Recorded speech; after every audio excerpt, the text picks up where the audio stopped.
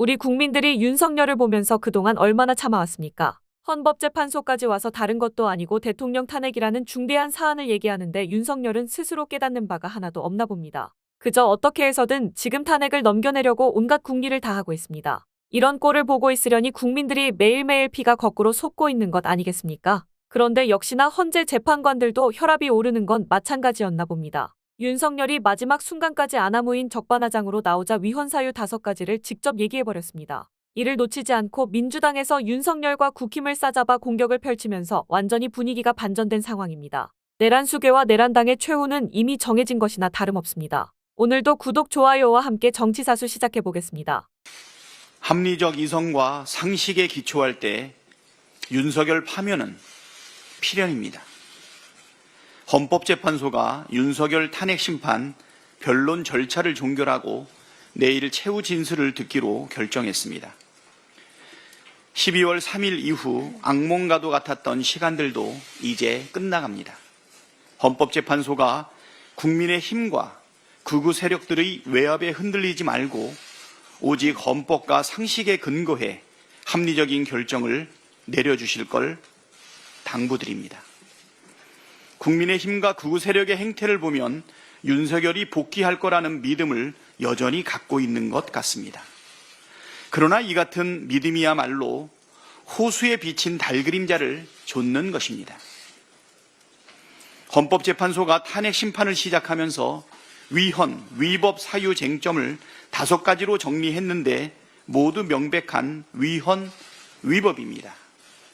계엄 선포, 계엄 포고령 1호, 군대와 경찰을 동원한 국회 활동 방해, 영장 없는 중앙선관위 압수수색, 법조인 체포 지시가 그것입니다. 첫째, 12.3 비상계엄 선포는 헌법 제77조에서 정한 요건, 즉 전시, 사변 또는 이에 준하는 국가 비상사태에 명백히 위배되고 지체 없는 국회 통고, 국무회의 심의 등 헌법과 법률에서 정한 절차도 지키지 않았습니다. 둘째, 계엄사령부의 포고령 1호는 1항부터 명백한 위헌입니다. 헌법과 계엄법 어디에도 국회와 지방의회의 정치활동을 금지할 수 있다는 조항이 없습니다. 셋째, 군대와 경찰을 동원한 국회 활동 방해는 당일 생중계됐고 CCTV 기록도 남아있으며 윤석열이 직접 체포를 지시했다는 진술도 넘쳐납니다. 계엄법에는 계엄 시행 중 국회의원은 현행범인인 경우를 제외하고는 체포 또는 구금되지 아니한다고 명시하고 있습니다.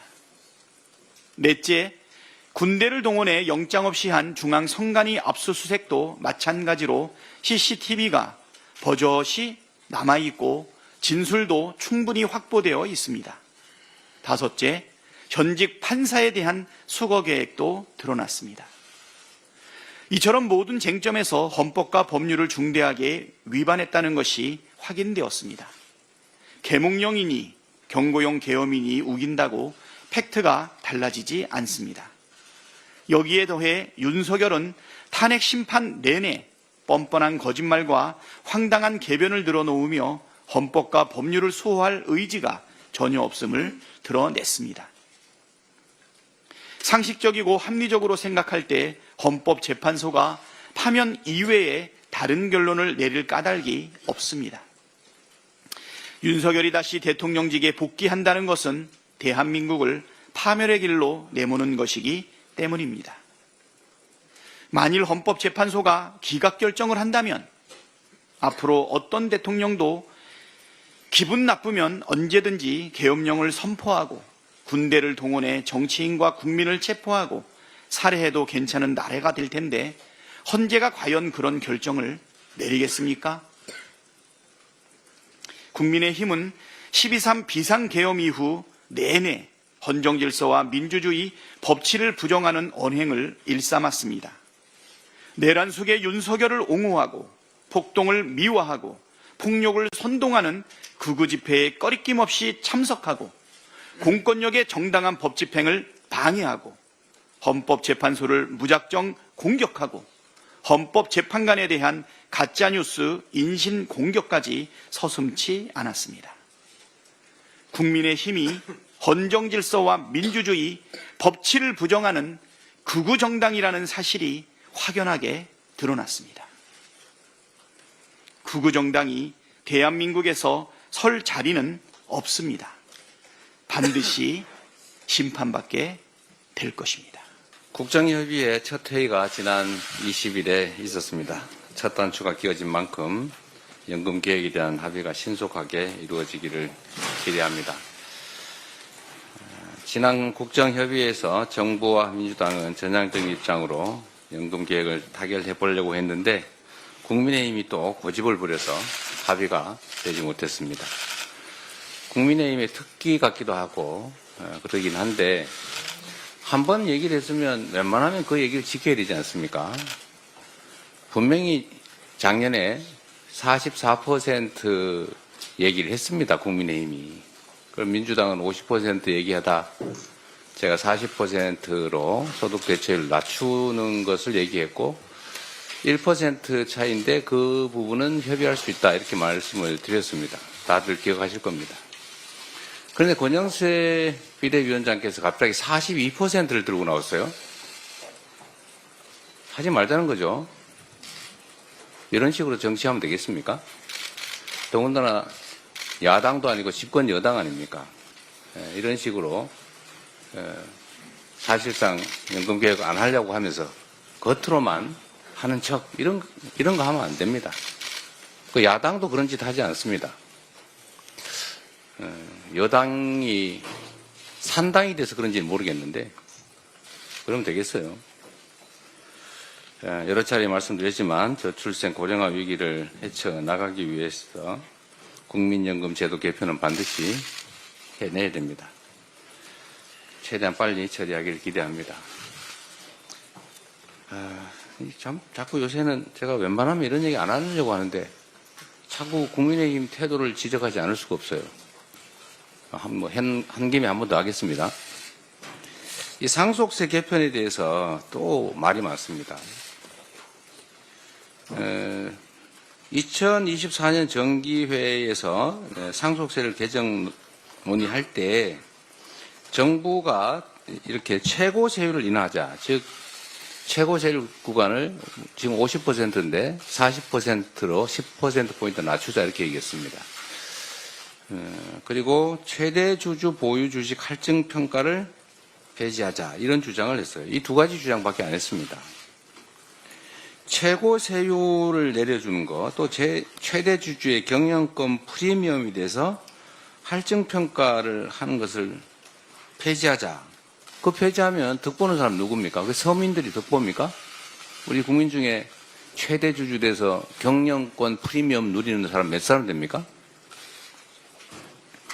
그리고 최고 세율 얘기하는데 50%를 내는 최고 세율은 시가로 따지면 한 60억쯤 됩니다. 60억. 기초공제하고 뭐 이런저런 공제하고 60억 넘는 사람 얼마나 돼요? 그게 서민입니까? 지금 민주당은 기초공제 또 일괄공제를 좀 줄이자, 좀 늘리자 그런 겁니다. 28년 전에 5억 해서 합산 10억 아니었습니까? 28년 전에 개발도상국 시절입니다. 근데 지금 그 사이에 집값이 몇 배 올랐어요. 근데 기초공제, 일괄공제 똑같습니다. 그래 어떤 일이 벌어지냐면 부모나 배우자가 이제 사망을 했어요. 세상을 떠났습니다.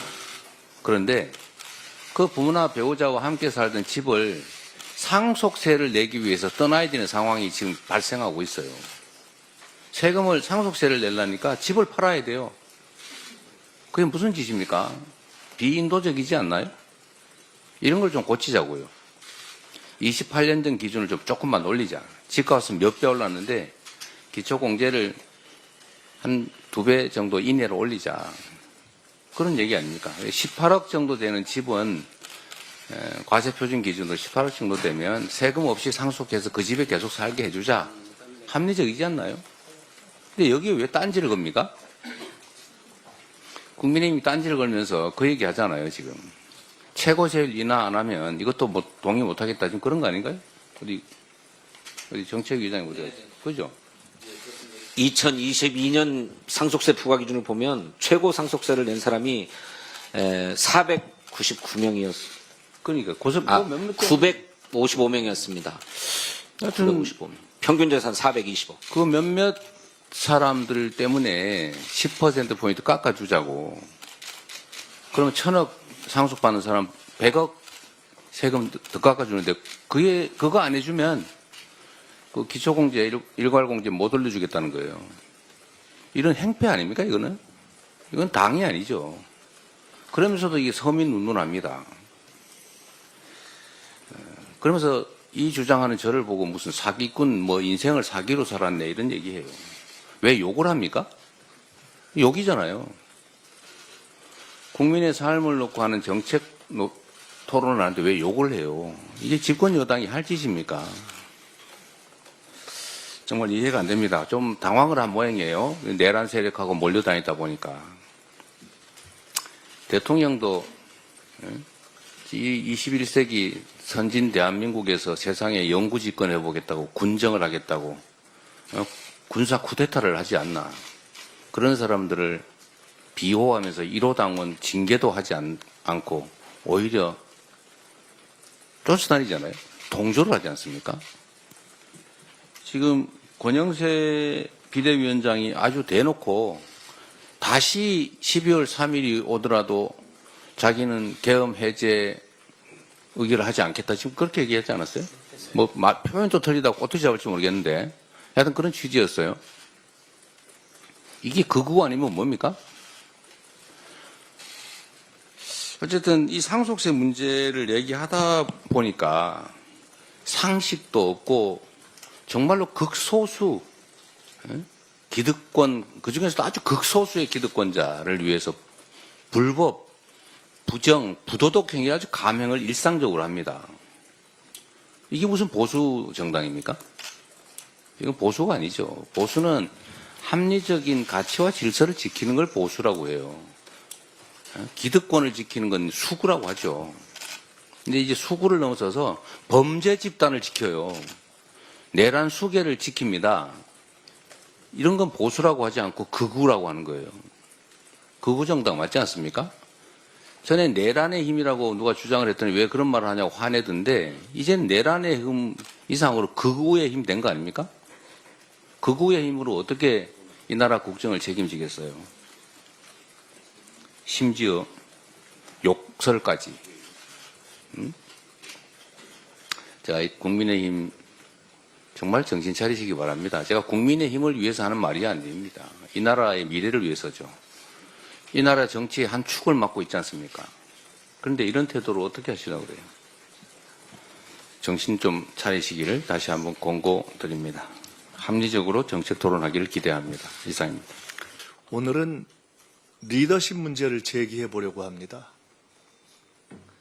왜 내란 이후에 일관되게 이재명 대표는 지지율 1위이고 왜 국힘은 이재명 대표를 못 이기는가? 이재명은 시대 흐름을 보고 가는데 국힘은 시대 흐름을 안 보고 이재명 뒤만 쫓아가기 때문입니다.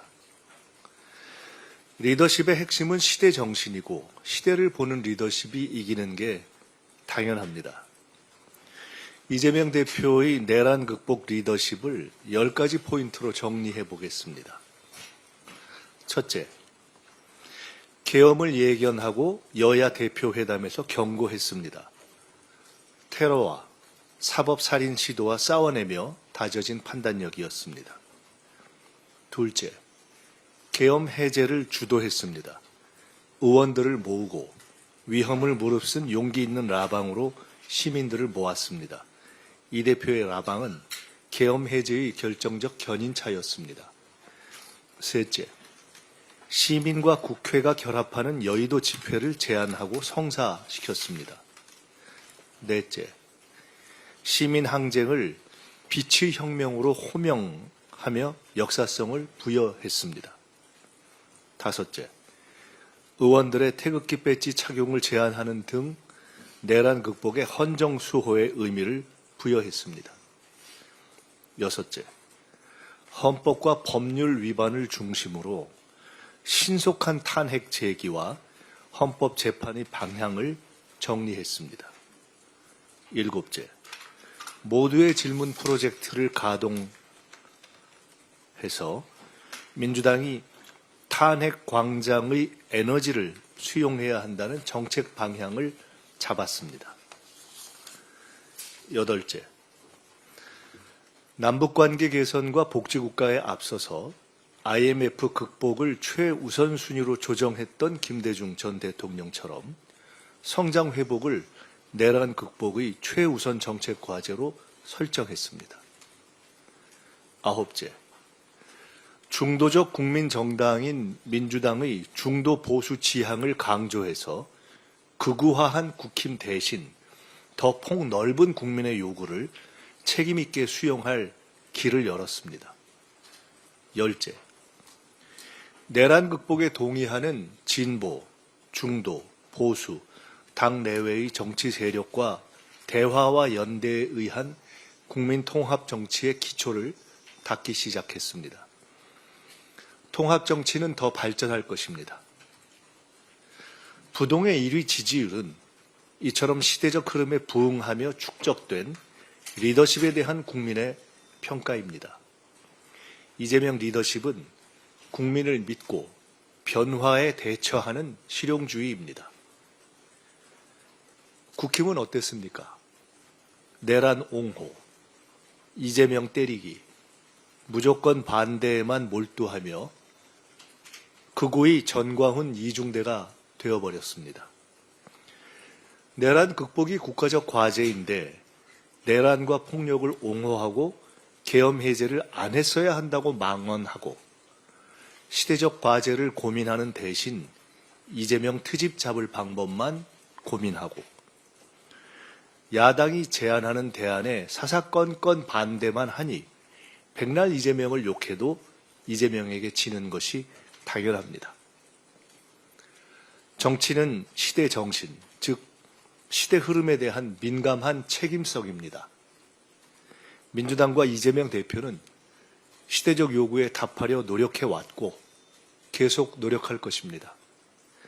솔직히 얘기하면 국힘이 변하지 못할 것으로 보지만 국힘도 시대적 요구에 대해 근본적으로 다시 생각해야 합니다. 지금처럼 가면 시대착오적 만년 야당이 될 것입니다.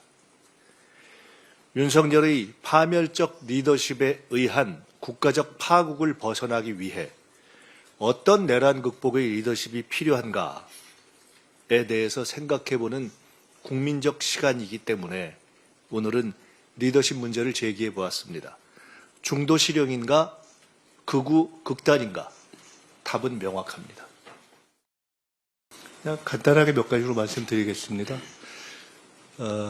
오늘 제가 특별히 리더십 문제를 제기한 이유는 결국 현재 대한민국이 처해 있는 위기가 윤석열 리더십의 파국에 의한 그러한 상황을 맞고 있고 국민 전체적으로 어떠한 리더십으로 이것을 헤쳐나가야 될 것인가에 대한 고민이 깊어지고 있는 그러한 상황이기 때문에 이 문제에 대해서 한번 정리해서 말씀드려보는 것이 어떤가라는 생각을 한 것이고요.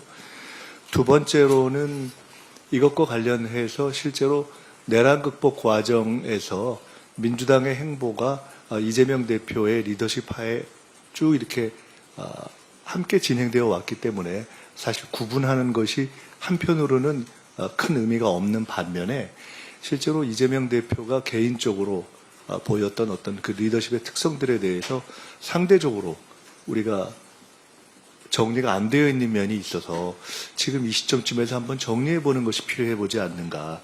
제가 아까 말씀드렸던 것처럼 경고하고 그다음에 실제로 그 계엄을 해제하는 과정에서의 시민들의 결집을 주도하고 또 빛의 혁명이라는 호명을 하고 이런 등등의 것들에 대해서 사실은 우리가 생각보다 좀 간과하고 있는 면이 있다라는 점에 대해서 정리를 해볼 필요가 있다는 말씀을 드리고 싶었고요.